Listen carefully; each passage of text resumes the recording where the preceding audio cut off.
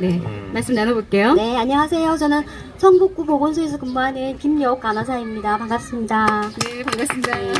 저는 2019년도에 이제 가족의 간병을 하다가 협심증, 고혈압, 그리고 갑상선 기능 저하증, 제가 생전에 교과서에서만 보던 그런 질환을 진단받아서 치료하기 시작했습니다. 그게 언제였죠? 그게 2019년도에. 2019년도.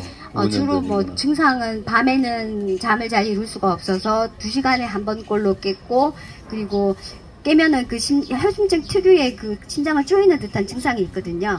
그런 증상에 시달렸고, 잠을 못 자니까 머리가 아프고, 그러니까 일에 또 집중하기도 힘들었고, 이제 몸과 마음이 하나잖아요. 붙어 있잖아요. 그러니까 몸이 아프니까 당연히 마음이 아파서 우울증도 생겼고, 그리고 그런 이제 고통스러운 나날을 지내면서 열심히 약만 먹었습니다. 약에만 의존해서 그리고 또 이제 평생 약을 먹어야 한다는 그런 생각으로 우울하게 지내던 어느 날 2022년 대모산에서 박동장 회장님께서 매주 토요일마다 2시 30분에 그 맨발 걷기 한다는 것을 우연히 그 유튜브를 통해서 알게 되어서 그때부터 참여하기 시작해서 정말 한 주도 빠지지 않고 3개월을 참석하면서 같이 걷기 시작했습니다. 지금도 잊혀지지 않는 것은 제가 처음에 참석했을 때 첫날 대모산에서 2시간 정도를 걷고 집에 왔는데 제가 너무 두통이 심해서 씻지도 못하고 그 자리에서 이제 잠을 잤는데, 그때 자면서 괜히 맨발을 했구나, 이거 정말 함부로 하는 게 아니구나라고 느꼈는데, 지금 생각해보니까 그게 명현 반응이었던 것 같아요. 끈적끈적한 혈액이 있고 혈관이 막혀있는 상태에서 맨발을 통해서 이게 점성이 낮아지고 혈관이 확장되고 이렇게 하면서 빠르게 이게 혈액이 이렇게 혈류가 증가하면서 생기는 어떤 그런 명현 반응이었다는 없고, 그 이후에는 한 번도 그런 증상이 없었고요. 그리고 그 이후에서는 하루에 이제 직장 생활을 하기 때문에 133 하루에 3번씩 1시간씩 하루 3시간 이상 133을 실천하지는 못했지만 최소 1시간, 최대 2시간 이상은 꼭 맨발을 하고, 그리고 집 근처에 이제 마사토 농구장이 있었기 때문에 뭐 밤 11시, 12시라도 무조건 30분 이상을 걷고 자는 것을 실천하면서 불면증이 없어졌습니다. 이 불면증은 정말 걸어본 곳이들이라면은 가장 많이 느낄 수 있을 거예요. 3일 만에 3일 정도만 걸으셔도 잠이 쏟아진다는 것이 무엇인지를 느낄 수 있을 정도로, 그냥 어떨 때는 피곤해 지쳐서 눈을 걸으면서 눈을 감다가 막 나무에 부딪힌 적도 있는데, 그동안 자지 못했던 그 증상이 맨발을 통해서 수면의 질이 개선되면서 정말 일시에 좋아졌고요. 그리고 심장을 쪼였던 그런 협심증 증상은 3개월 정도 지나자 좋아지기 시작했고, 그래서 병원에서 약을 타왔지만 한 2달 정도는 먹지 않았습니다. 먹지 않고, 그리고 병원에 가서 제가 아무래도 이 고혈압 약하고 협심증 약을 먹었더니 그 부작용에 의해서, 사실 고혈압 약도 부작용이 있거든요. 졸리운 거예요. 뭐 운전할 때도 졸리고 근무 중에도 너무 졸리고, 그리고 머리도 맑아지지 않고, 그래서 그런 증상이 있다고 그랬더니 병원에서 그러면 그게 고혈압 약의 부작용이니까 맥파 검사하고 심장 초음파 그리고 운동 부하 검사를 통해서 이게 정상이라면은 그냥 약을 끊도록 하자라고 하셨고, 실제 이 검사들을 통해서 다 좋아서 병원에서 약을 끊었습니다. 그때 약을 끊었었고, 그래서 저는 더 이상 협심증 약을 먹지 않아도 되었고, 그래서 이제 그 갑상선 기능 저하증도 제가 한 6개월 정도 약을 먹었었는데, 그때 TSH 갑상선 자극 호르몬이 99였거든요. 정상이 4 이하였는데 그런데 제가 이제 걷기 시작하고, 그리고 막 식이요법도 실천하고 또 맨발 걷기도 꾸준히 한 결과 정상 범위 안에 4까지 떨어져서 약을 이제 더 이상 복용하지 않습니다. 그렇고, 이것도 이제 제가 뭐 그 임의로 한 것이 아니라 정확하게 병원에 가서 수치를 보고 약을 끊어도 된다는 그런 임상 소견에 따라서 한 것이었고, 맨발 걷기는 그 과학적인 그런 데이터를 통해서 실천해야 된다는 생각이 듭니다. 그리고 여기에서 더 나아가서 저는 제가 이렇게 좋아졌으니까 당연히 제가 간호하는 지역사회 어르신들한테도 틀림없이 맨발이 효과가 있을 것이라는 확신이 생겨서 저는 간호사로서 이제 그 부분을 실천하기 시작했는데, 그 이전에는 일단 어르신들한테 혈압을 쟀는데 혈압이 뭐 180, 100이다 이렇게 높으면 무조건 약부터 드시라고 그랬거든요. 당장 병원에 가셔서 고혈압 약 진단을 받고 고혈압약을 드시라고. 그것이 제가 할 수 있는, 지역사회 간호사라서 할 수 있는 최선의 간호교육이라고 여겼는데, 이제부터는 그런 것뿐만 아니라 맨발 걷기를 적극적으로 실천하시도록 그렇게 교육을 하고 있습니다. 제가 효과를 보았기 때문에. 그래서 무조건 고혈압약에만 의지하지 마시고 하루에 133 그렇게 맨발 걷기를 실천하시고, 그 이후에 식이요법, 스트레스 관리, 운동요법, 특히 운동요법은 신발을 신는 것보다 맨발로 하시는 것이 가장 효과가 있다. 그렇게 했고, 그렇게 고혈압약을 먹고 이제 혈압이 어느 순간 근데 제가 이렇게 하게 된 그 이유 중에 하나는 뭐냐면, 우리가 고혈압약을 먹으면 고혈압약이 치유가 되어야 되는데 지역사회에서 보는 어르신들은 치유가 되지 않습니다. 예. 심지어는 혈압약을 부식시키고 있다가도 한 알에서 두 알, 두 알에서 세 알, 심지어는 고혈압 환자가 나중에는 뇌경색, 뇌출혈 등으로 계속 합병증이 생깁니다. 그래서 결론적으로 말씀드리면은, 쉽게 말씀드려서 고혈압약은 불이 났을 때에 소화기에 불과합니다. 그러니까 당장은 불을 꺼야죠. 불을 끄지만, 그렇지만 우리가 일상생활 속에서 불조심을 해야 된다는 생각을 안 가지면 안 되는 것처럼, 약을 드시지만 나머지 운동요법, 식이요법, 스트레스 관리, 이것을 꾸준히 했을 때에 언제든지 불이 날 수 있다라는 그런 생각을 가지고 있는 것처럼 약만 믿지 말고 이런 다른 요법들을 꾸준히 실천해야지 더 이상 질환이 악화되거나 합병증으로 번지지 않는다는 그런 확신이 생겼기 때문에 약 이외에도 맨발 걷기를 꾸준히 하시라고 그랬고, 그러던 어느 날 이제 제가 관리하던 어르신들께도 이제 맨발 걷기를 꾸준히 하루에 3번씩 133 요법을 하면서, 근데 가장 획기적인 일은 작년이었습니다. 작년에 2023년 7월 12일 무슨 일이 있었죠?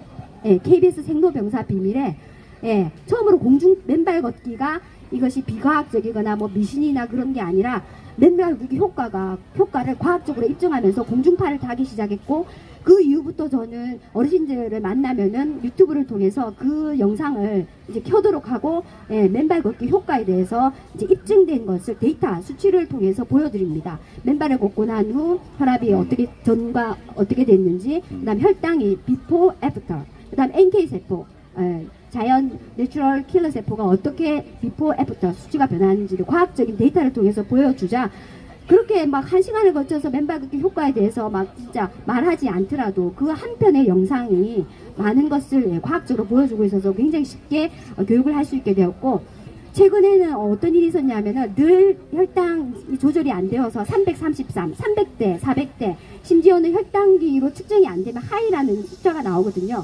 그런 숫자를 늘 달고 사시던 어르신인데, 제가 작년에 한번 그 어르신을 모시고 제가 근무하는 그 근처에 흙길이 있어요. 마침 그 전날에 비가 와서 그 흙길을 걷도록 했는데, 이 어르신이 워낙 걷는 것을 싫어하셔서 딱 20분밖에 안 걸었어요. 20분밖에 안 걷고 제가 그때 혈당기를 들고 갔어요. 그 자리에서 20분 걷고 혈당을 쟀는데 320이었던 혈당 수치가 219, 약 100 정도가 떨어져서 제가 너무 깜짝 놀랐습니다.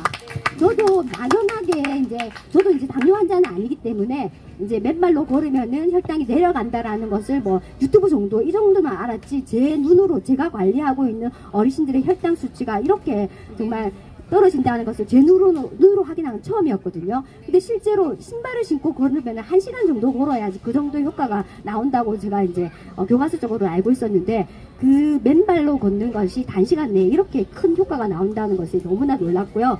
그리고 이제 여기 계신 분들에게도 늘 이제 한 가지 말씀드리면은, 우리가 이제 뭐 비유를 들어서 수능에서 좋은 성적을 얻기 위해서는 영어 한 가지만, 수학 한 가지만 잘해서는 안 되잖아요.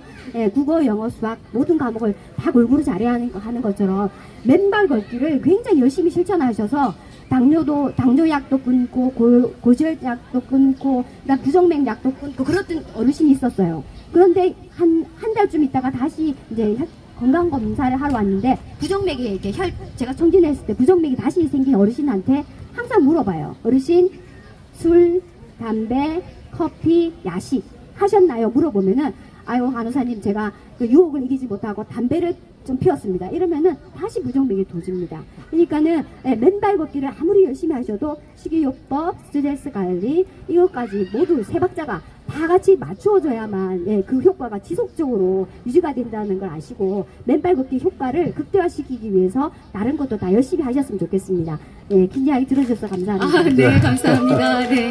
자, 김여옥 선생님. 네. 현직 간호사께서 이제 이런 설명을 지금 하셨어요. 네. 그러니까 자, 이 고혈압이나 고혈당이나 이 관련되는 약을 처방해서 약을 드시면은 일시적으로는 불을 끄는 그런 소화기 역할을 하지만은 그것이 장복을 하게 되면은 다른 쪽에 다른 장기에 다른 문제들이 생길 수 있다는 것을 지금 시사에 보여주셨고요.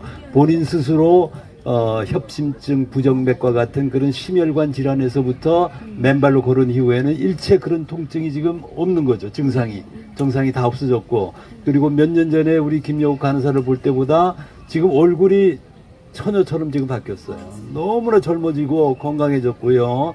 그 다음에 아까 당뇨 332 어르신이 맨발 20분 만에 200으로 떨어졌다고 그랬잖아요. 그 이치를 아셔야 돼요.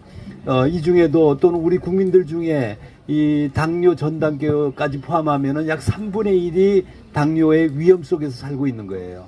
자, 그런데 당뇨가 왜 생기느냐? 일형 당뇨라는 것은 이 인슐린 췌장에 그 인슐린을 생성하는 베타 세포가 자가 면역 질환으로 인해 가지고 파괴돼 가지고 생성이 안 돼요. 그 자가 면역 기전의 문제라는 것은 땅과의 접지가 차단되어 있기 때문에 전자가 없어서 전자가 고갈돼서 자가 면역 질환이 생겼고, 그 사람의 경우에는 베타 세포를 파괴해서 제1형 당뇨가 생기는 거예요. 자, 지금 말씀드린 그 20분 만에 100 이상이 혈당이 떨어지는 것은 제2형 당뇨입니다. 제2형 당뇨라는 것은 인슐린이 생성돼 가지고 혈중 포도당을 미토콘드리아 발전소 안으로 문을 밀고 열어 젖혀서 거기다 집어넣어야 되는 거예요. 근데 그러려면은 땅속에서 전자를 받아야 돼. 근데 평소에는 우리가 신발을 신고 살면은 전자가 부족해요. 그러니까 이걸 밀어넣을 수가 없어. 그러니까 혈당량이 막 330까지 올라가는 거예요. 근데 맨발로 걸으시면 땅속에서 뭐가 올라와요? 전자가 올라오잖아요. 전자가 올라와가지고 미토콘드리아의 문을 팍팍 밀어젖히게끔 힘이 생기는 거예요. 자, 그러면은 거기다가 혈중 포도당을 집어넣으면은 거기서 산소하고 타가지고 ATP가 생성되고, 그러면 혈중 포도당 농도가 떨어지게 돼 있잖아요. 그러니까 20분 만에 혈중 포도당 농도가 100이 줄어드는 거예요. 자, 그래서 모든 고혈당에 당뇨를 가지신 분들은 맨발로 걸으시면 근원적인 치유가 된다. 다만 조심을 하셔야 돼. 상처가 나지 않도록 주변에 잘 조성된 황토길이나 맨발길을 짧은 길을, 안전한 길을 왔다 갔다 하셔도 돼요. 근데 가능하면은 물이 촉촉한 땅을 걸으셔야 되고요. 자, 그렇게 하면은 혈당량이 500이 되신 분, 460이신 분들도 2달, 석 달 맨발로 걸으시면은 전부 다 190 이하로 이렇게 떨어집니다. 그러니까 걱정하실 게 없어요. 고혈압도 맨발로 걸으시면 다 내려가고, 고혈당도 맨발로 걸으시면 다 내려가고, 고지혈도 맨발로 걸으시면 다 내려가요.